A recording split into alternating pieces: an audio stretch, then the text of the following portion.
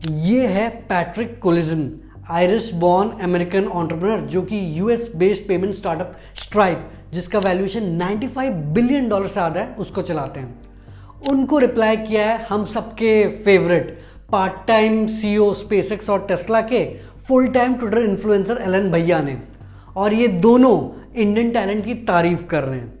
अब जब इंडिया में इन आईटी ग्रेजुएट ने तत्काल टिकट को जल्दी बुक करने के लिए एक ऐप बनाई, इनकी किसी ने तारीफ नहीं करी बल्कि इनको जेल भेज दिया। फिर हम पूछते हैं कि भैया ये जो इंडियन टैलेंट है ये बाहर क्यों चले जाता है।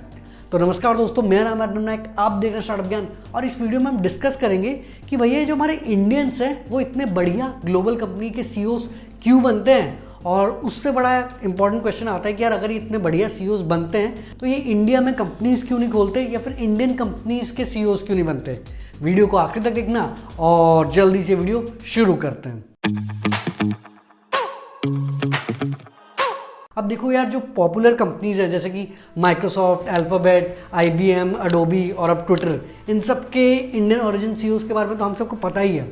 पर इसके अलावा भी कई और कंपनीज हैं जैसे कि पालो Alto networks, Arista networks, micron इत्यादि, इनके भी सीईओज इंडियन ओरिजिन के हैं। और इससे पहले मास्टर कार्ड, पेप्सिको, इन सब के सीईओज भी आपको पता ही है इंडियन ओरिजिन के ही थे। अब ऐसा तो नहीं है कि यार यूएस में उनके खुद के लोग नहीं है जो कि इन कंपनी से सीईओज नहीं बन सकते हैं, और मान लो ना भी हो फिर भी मैक्सिको, चाइना, यहाँ से ज़्यादा लोग यूएस में जाते हैं देन इंडिया। फिर चाइनीज़ या मैक्सिकन ओरिजिन के हमें सीईओज क्यों नहीं इतने दिखते। कोई तो कारण होगा कि यार इंडियन सीईओज को इतना ज़्यादा प्रेफर किया जाता है। तो इसके एक एक करके हम रीज़न डिस्कस कर लेते हैं। पहली बात, अगर हम यूएस के एम्प्लॉयज़ से कंपेयर करें तो भैया हम बहुत ज़्यादा हार्ड वर्किंग हैं। अब भैया किसी दूसरे देश में गए हैं तो वहाँ तो मेहनत करेंगे ही। इसके अलावा मोस्टली जो लोग बाहर जाते हैं उनका स्टेम यानी साइंस, टेक्नोलॉजी, इंजीनियरिंग या मैथमेटिक्स वाला बैकग्राउंड होता है, और मोस्टली जो ग्लोबल कंपनीज़ हैं वो इन्हीं फील्ड्स में हैं। तो इन्हीं फील्ड के लोग क्योंकि हमारे ज़्यादा हैं तो इससे एक और एडवांटेज आता है। इसके अलावा हम बहुत ज़्यादा कॉम्पिटिटिव भी हैं, क्योंकि भैया इतने बड़े देश में रहोगे तो सक्सेसफुल होने के लिए तो यार बचपन से ही कंपटीशन करना पड़ेगा ना। और हम डेटा, मैथ्स, ये सब बहुत बढ़िया तरीके से समझते हैं, जो कि कंपनी को नेक्स्ट लेवल पे पहुंचाने के लिए काफ़ी हेल्पफुल होती है। अब आप बोलेंगे कि भाई ये जो सारे रीज़न बताएं वो तो यार जो चाइना से भी जो लोग जाते हैं या मैक्सिको से भी जो जाते होंगे उनके लिए भी वैलिड होगा। बात आपकी बिल्कुल सही है, पर इसके अलावा भी हमारी कई सारी और क्वालिटीज़ हैं जिससे हमें फ़ायदा मिलता है। पहला तो भैया हम बहुत आसानी से कहीं भी अडेप्ट और एडजस्ट हो जाते हैं। अब चाहे हम इंडिया में कोई भी रूल ना मानते हो, बाहर हम सारे रूल्स मानेंगे और कुछ भी उल्टा सीधा काम नहीं करेंगे। अब दूसरा रीज़न है, हमें काम करवाना और निकालना बहुत अच्छे से आता है। भाई यार इंडिया इतना बड़ा देश है, हर दिन कुछ ना कुछ चैलेंजेस आते ही रहते हैं, तो हम कभी चैलेंजेस या कुछ उल्टा सीधा जब होता है ना उससे घबराते नहीं हैं। हमें पता है कि भैया इसको हमें फेस करके इस प्रॉब्लम को सॉल्व करना है, और ये क्वालिटी सीईओ के लिए एक बहुत इंपॉर्टेंट रिक्वायरमेंट है। तो ये इंडियंस में बचपन से ही होती है। इसके अलावा भी जो इंडियंस बाहर जाते हैं पहले वो मास्टर्स करते हैं, फिर यूजुअली एमबीए भी कर लेते हैं, तो उनको प्रोडक्ट, टेक, इन सब की बहुत अच्छे से डीप अंडरस्टैंडिंग होती है, और यूजुअली कंपनीज इसी के बेसिस पर चलती हैं। तो ये एक और एडेड एडवांटेज हो गया। और फिर अगर हमें अपनी पसंद की कंपनी और बढ़िया सा वर्क कल्चर और एनवायरनमेंट मिलता है तो हम उस कंपनी के लिए काफ़ी लॉयल भी होते हैं, तो इससे भी कंपनी को फ़ायदा होता है। पर एक जो बेनिफिट है जो अभी तक मैंने डिस्कस नहीं किया वो ये कि भैया इंडियन जो पॉपुलेशन बाहर जाती है वो काफ़ी बढ़िया इंग्लिश भी बोलती है। अब क्योंकि इंडिया में बचपन से इंग्लिश मीडियम स्कूल्स में पढ़ाया जाता है, बताया जाता है कि भैया इंग्लिश नहीं जानोगे तो बाद में सक्सेसफुल नहीं हो पाओगे, तो इंग्लिश हमारी बहुत अच्छी है। और इसके अलावा भी ये जो ग्लोबल कंपनीज़ हैं इनका जो मेजर मार्केट है, अगर आप देखोगे अब साउथ ईस्ट एशिया बन गया। यहाँ पे मोस्टली ये कंपनीज़ की सर्विसेज चाइना में तो बैंड होती हैं, तो फिर मेजर मार्केट अब इंडिया बसता है।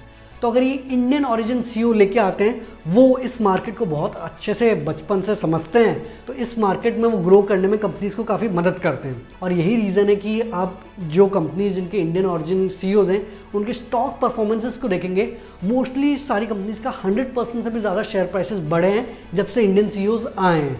तो इससे प्रूव भी हो जाता है कि भैया इंडियन सीईओज काफ़ी ज़्यादा इफेक्टिव हैं। और ये तो यार सिर्फ हम इंडियन सीईओज की बात कर रहे हैं। यूजुअली भी अगर आप इन ग्लोबल कंपनीज को देखेंगे, मोस्टली जो सीनियर लेवल पे लोग होते हैं ना, वहाँ पे एक या दो तो यार इंडियन ओरिजिन का बंदा ज़रूर होता है। यहाँ तक कि बर्कशायर हैथवे जो कि वॉरेन बफे चलाते हैं, वहाँ पे भी जो उनकी लीडरशिप टीम में अजित जैन है जो कि एक आईआईटी के ग्रेजुएट हैं।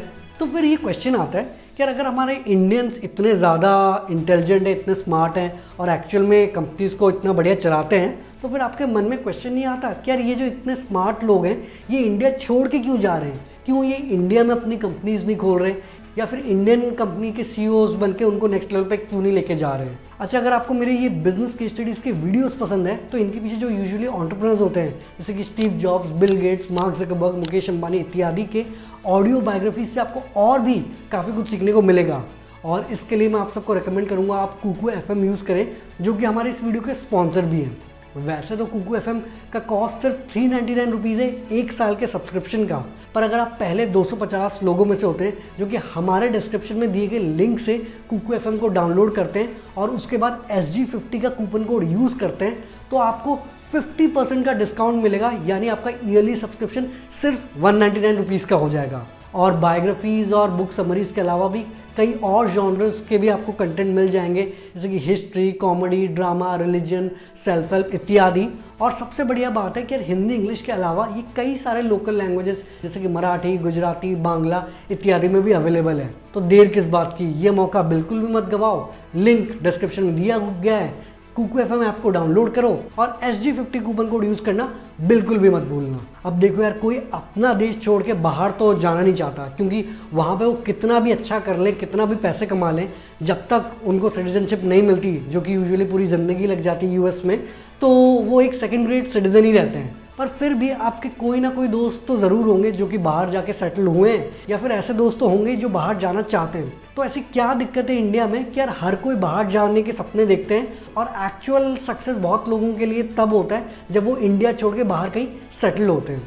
तो इसके यार कई सारे रीज़न हैं। पहली बात तो यार इंडिया में बहुत ही ज़्यादा कॉम्पिटिशन है, मतलब कॉम्पिटिटिव नेचर तो हम में है, बट यार इतने ज़्यादा लोग हैं और लिमिटेड रिसोर्सेज हैं कि अगर आप बिल्कुल बेस्ट के भी बेस्ट में ना हो ना, फिर आपको एक अच्छी जॉब या अच्छी लाइफ मिलना इंडिया में मुश्किल है।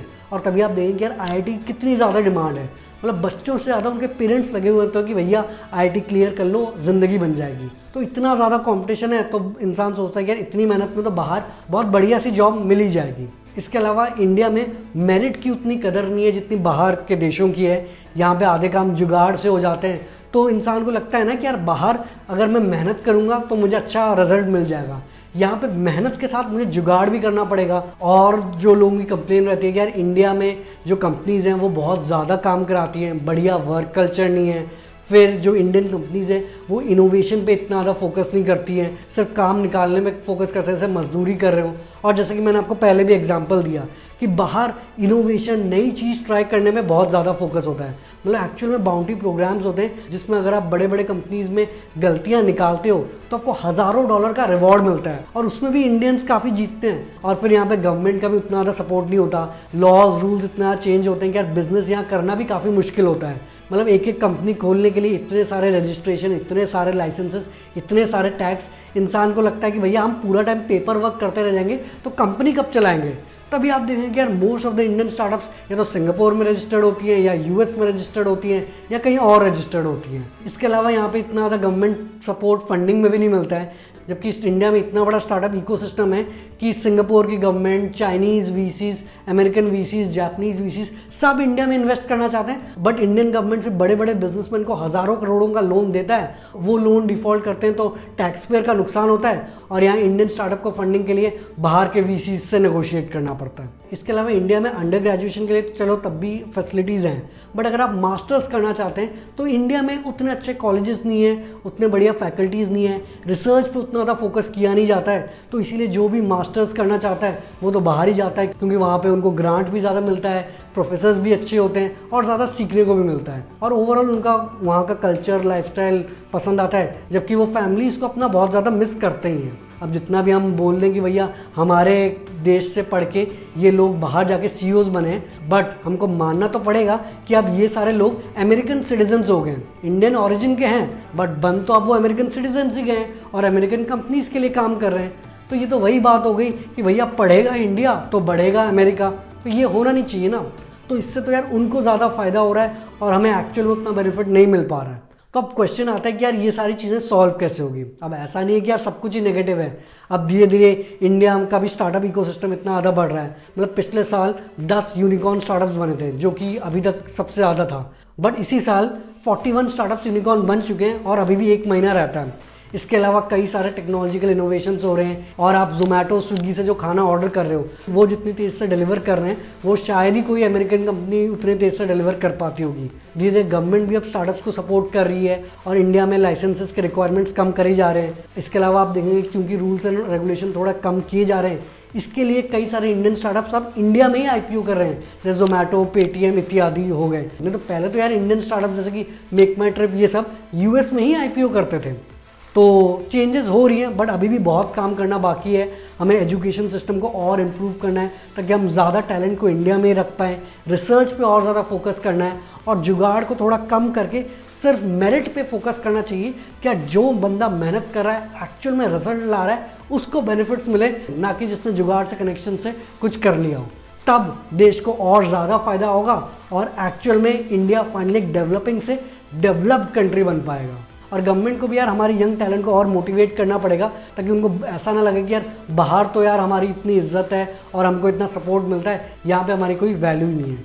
तो ये मेरे हिसाब से कुछ चीज़ें हैं जिससे इंडिया का ब्रेन ड्रेन कम हो सकता है। बाकी आप भी अपने ओपिनियंस कमेंट्स में ज़रूर शेयर करना और वीडियो पसंद है तो वीडियो को लाइक करना, नीचे कमेंट करना कि वीडियो कैसी लगी। चैनल को पक्का सब्सक्राइब कर लेना और घंटा दबा देना ताकि आप कोई भी वीडियो मिस ना करें। और कुकू एफएम का लिंक डिस्क्रिप्शन में, पहले 250 लोग जो कि हमारे लिंक से ऐप को डाउनलोड करके SG50 का कूपन कोड यूज़ करेंगे उनको 50% डिस्काउंट मिलेगा। तो ये मौका भी बिल्कुल मत गंवाना। आगे हम ऐसे ही स्टार्टअप, बिजनेस, मोटिवेशन और एंटरप्रेन्योरशिप से बातें करेंगे। तो जल्दी मिलते एक नई और जानकारीपूर्ण वीडियो के साथ। धन्यवाद।